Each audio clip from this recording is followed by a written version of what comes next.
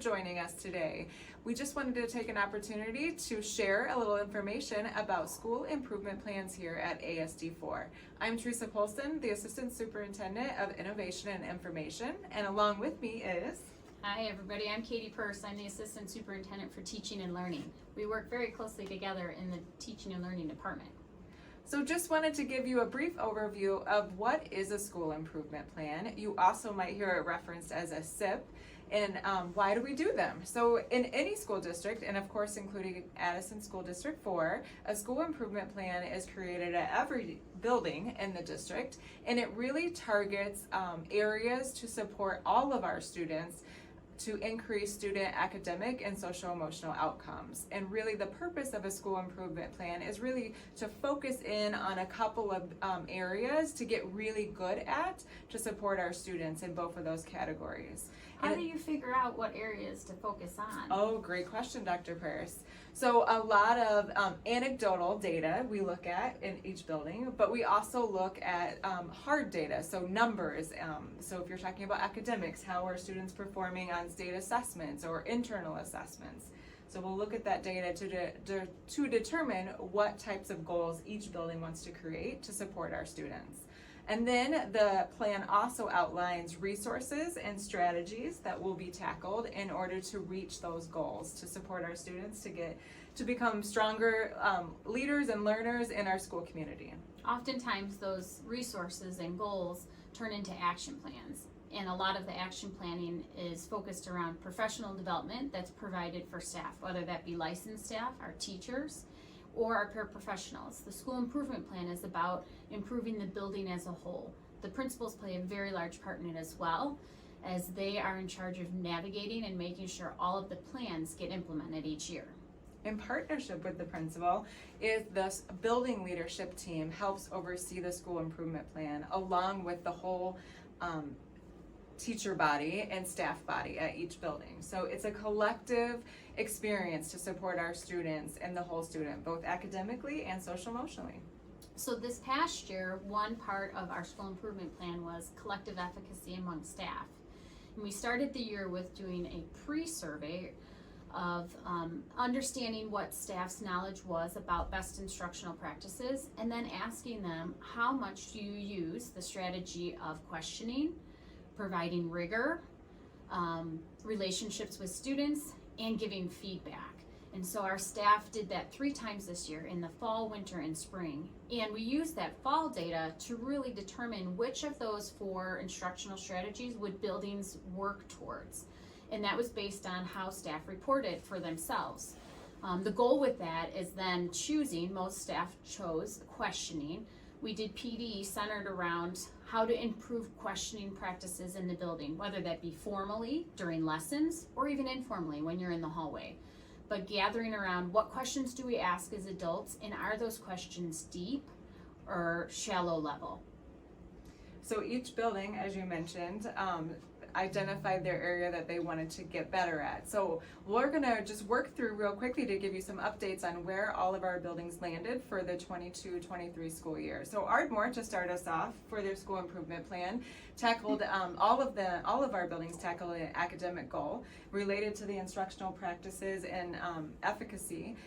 Ardmore tackled questioning, and excited to report that the staff provided PD to each other along with different key role players throughout the building, and their data demonstrated that the staff feel more comfortable with how to implement higher order questioning. How about Army Trail? Army Trail also tackled questioning, and based on their data, they too made some great gains in staff understanding how to ask more rigorous questions to their students. I know at Army Trail they were working on having the students develop questions for one another, so taking that to the next level and developing students' capacity to ask better questions. What about Fullerton? Fullerton, again, questioning was their area that they tackled as well. Had some great professional learning that happened with the support of their staff throughout the school year, and they also demonstrated some great growth from where they started in the fall, their understanding and comfortability with asking higher order questions, and they ended at a higher spot and being comfortable in using that strategy. They were really focused a lot on depth of knowledge, DOK strategies, right? Absolutely, yes. Okay, so then after Fullerton, we have Lake Park. Oh yes, Lake Park, can you guess? Questioning. Questioning again. And very similar to of the buildings that we already talked about, Lake Park also demonstrated some great gains with staff understanding how to implement questioning with students, and having them actually ask questions as well. They talked about a lot there. So another great success story out of another building here at ASD4. In Lake Park, I remember they did a lot of work on our reading, RI1, our standard, in thinking about how they could improve questioning to help students make gains in that. That is true, yes. All right, on to Lincoln. Lincoln, I know, you see the pattern, questioning again. Staff there also did a great job throughout the year providing professional development to each other. Their building leadership team took a really big leadership role in really providing some great PD for staff. And again, their data demonstrated some gains from the fall benchmark through at the spring benchmark, staff understanding again how to implement questioning.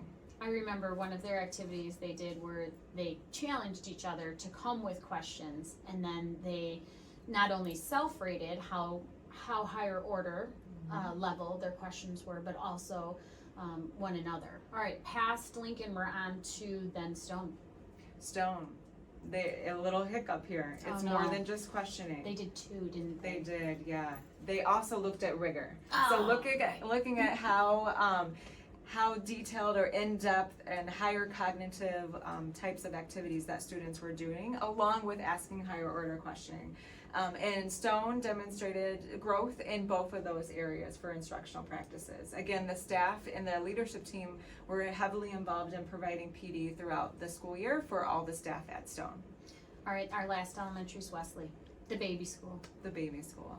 Wesley, and to round us out at Wesley at the elementary world, was questioning as well. And very similar to the other buildings, they also had staff jumping in to lead PD related to questioning. They also looked at depth of knowledge a lot. So in discussion, I remember they did a lot of practice in providing discussion techniques that could be used right after they talked about them in their staff meetings. Very true, yes. Okay, we kind of forgot our bookends. So at this side of the bookend, we have preschool, our Addison Early Learning Center. What did they work on? So the preschool, they also do school improvement planning, and they looked at students reading text or having text read to them. So having stories read to them, and could they engage in discussion about the text that the teacher might be reading or their paraprofessional might be reading to them. And that's part of Teaching Strategies Gold, which is part of their compliance to be an accredited preschool program in the state, one of their indicators. So they chose something that they were already working on and just focused directly on that. Yes, and they definitely kicked up the rigor for their students. They always look at, of course, having our preschool students at that readiness level for kindergarten, but they pushed beyond of trying to get their students in that skill specifically, even beyond kindergarten. So, and they definitely made gains. They made great gains even just in the first half of the year. So they will be flying past the goal that they created for themselves at the ELC. All right, the other bookend is our ginormous junior high Indian Trail. What did they work on? They were a little different than They were. We're ending with a little bit different of a theme, and they worked on feedback related to the instructional practice. So being able to provide feedback to students about how they're doing in their work, whether it be verbally, in writing, through an activity. And similar to all the other schools, from their fall benchmark to now where we're at the end of the year, they also demonstrated great gains with staff feeling comfortable, understanding what it means to give feedback, and being able to implement it. So everybody, we're excited to report for their school improvement plan for instructional practices that we all grew across all of our buildings. So I know Indian Trail was kind of our pioneer in implementing IPI, Instructional Practices Inventory. That's a student engagement tool that teachers can use to go in and code classrooms to see what type of activities are teachers providing and how are students engaged. We had almost 75 staff members trained to be coders, but most of them for this year are in Indian Trail. We're going to continue that next year, so we'll have more staff trained.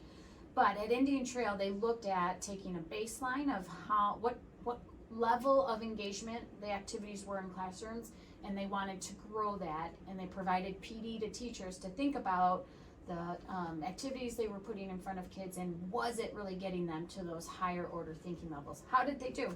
Well, and just to highlight the categories of student engagement, so really we want our students to be hands-on, engaging in those discussions. Of course, there's times where we need the teacher to provide that direct instruction so the kids are learning it, but then we want the kids to practice it on their own.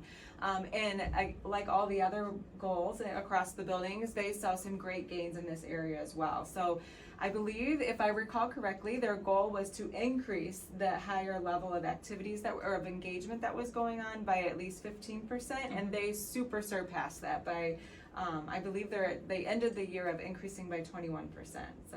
So all of these instructional activities get to our real finite goal, which is improving academic outcomes for kids. Our state test scores, our local assessment data, how did we do on that? Because I know that's a part of our school improvement plan as well. Absolutely. So that data component from an academic standpoint is for all of our school improvement plans for all buildings. There's definitely areas that we need to continue to grow in.